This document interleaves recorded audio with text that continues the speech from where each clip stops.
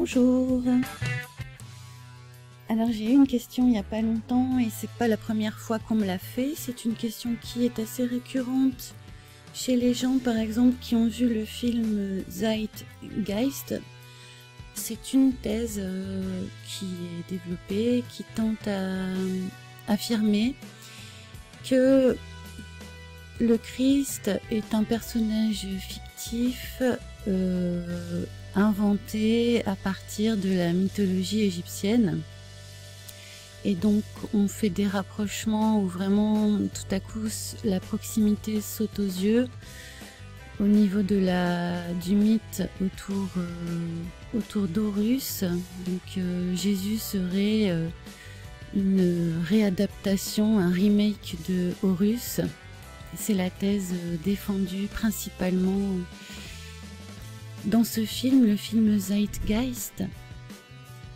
Un film réalisé par Peter Joseph.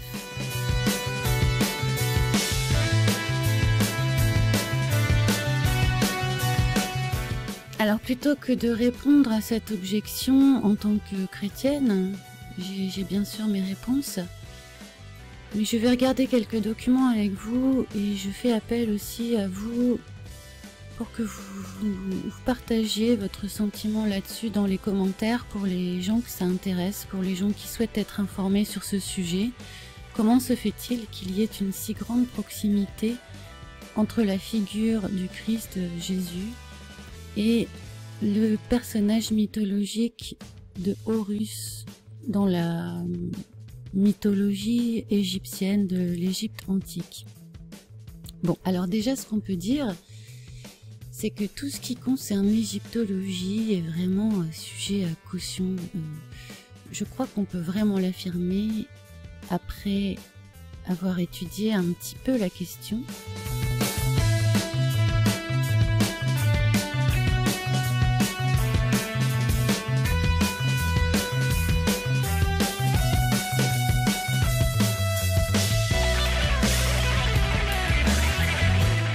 Voyons d'où vient la mythologie d'Horus. Bon, liée au mythe d'Osiris. Alors on nous dit que le culte d'Osiris est actif depuis le 25e siècle avant notre ère. Ça remonte à très loin. Alors, comment peut-on avoir connaissance d'un culte qui se pratiquait 25 siècles avant la naissance du Christ? Voilà, on a les sources textuelles. Texte égyptien. Donc apparemment, le texte des pyramides, c'est vraiment une source première qui nous permet de savoir ce qui s'est passé 25 siècles avant notre ère. On nous dit que les textes des pyramides sont les plus anciens écrits religieux connus à ce jour. C'est la somme des conceptions funéraires des Égyptiens de l'Ancien Empire, c'est-à-dire d'il y a 4500 ans. La question, en fait, c'est depuis combien de temps on sait ou on pense connaître la mythologie égyptienne. On a tendance à penser, enfin moi je pouvais penser, que si on connaissait la mythologie égyptienne, c'est qu'il y avait eu une chaîne continue de transmission dans le peuple égyptien. Et que donc, miraculeusement, ça ne s'était jamais perdu. Sauf qu'on se rend compte, regardez, fouille archéologique. Auguste Mariette avait toujours pensé qu'à l'instar des pyramides de Gizeh, les pyramides étaient vierges de toute inscription. Je vous passe toutes les polémiques autour de la construction, l'année de construction des pyramides. A l'inverse, Gaston Maspero était convaincu de leur présence et en 1881, il découvrit, tiens, il était déjà convaincu de leur présence avant de les découvrir, c'est marrant. Des textes dans la pyramide d'Ounas qui lui donnaient raison, ça tombe bien. Donc en fait, on se rend compte que la mythologie d'Horus a été découverte, ou peut-être, je fais une hypothèse, on ne sait jamais, inventée. La mythologie d'Horus a peut-être été découverte ou inventée au XIXe siècle, comme la plupart des découvertes archéologiques. Toutes les premières découvertes archéologiques, c'est le 19e siècle. C'est aussi le siècle où on découvre, où on invente les dinosaures.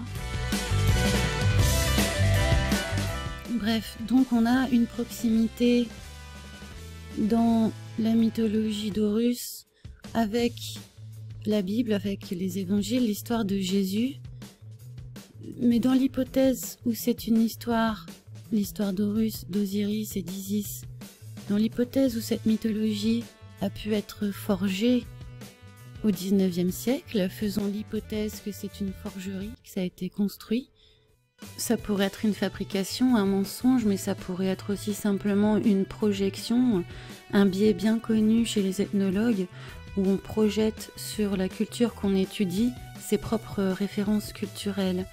Donc ça, si ce n'est pas une invention de toute pièce, une autre hypothèse serait que cette histoire d'Horus ait pu être orientée en fonction de la psychologie et de la culture de ces découvreurs.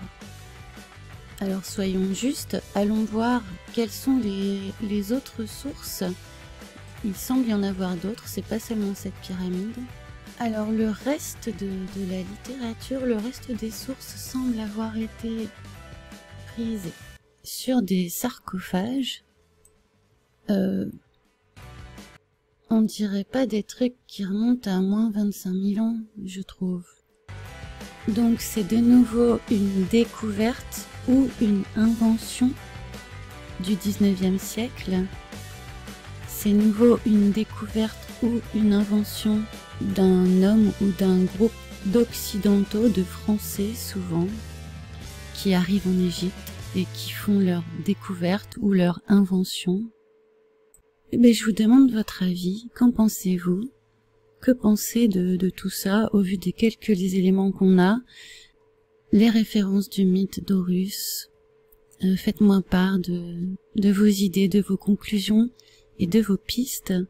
Pour ceux qui se posent des questions, pour ceux qui se posent ces questions-là, il y en a quelques-uns, je m'en suis rendu compte ces derniers jours.